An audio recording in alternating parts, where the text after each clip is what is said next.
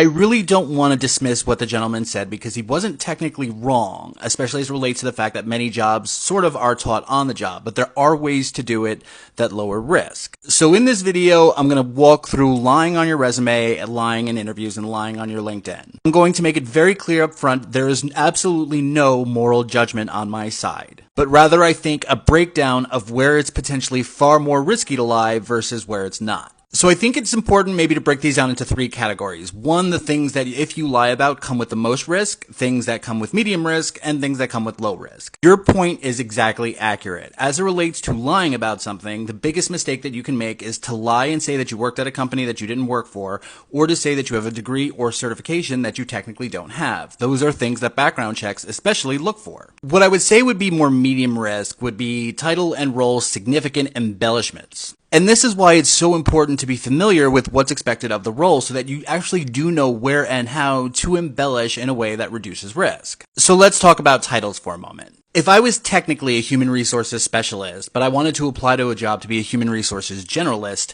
if the background check comes back and says that I was a specialist, that comes with really low risk because those titles are somewhat interchangeable.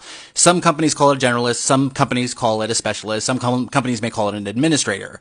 But what I'm not doing is claiming an area of impact and scope of responsibility that I didn't have, like saying that I was a manager of human resources where I managed people. Now, where we start to break down some of the responsibilities is how I'm going to portray my level of experience. So let's say that one of the job duties is employee relation investigations and conducting employee relation investigations. If I say I'm really comfortable and familiar with how to do it, and then something really serious happens and I'm demonstrating incompetence for that, that could lead to some really negative consequences for me. Where I think the risk is far more minimal is what I would just call simple embellishment. And that's where you're familiar with the concepts and you're familiar with what the role and discipline does, or you're overarchingly familiar with either the industry or to such a level that you feel confident in it.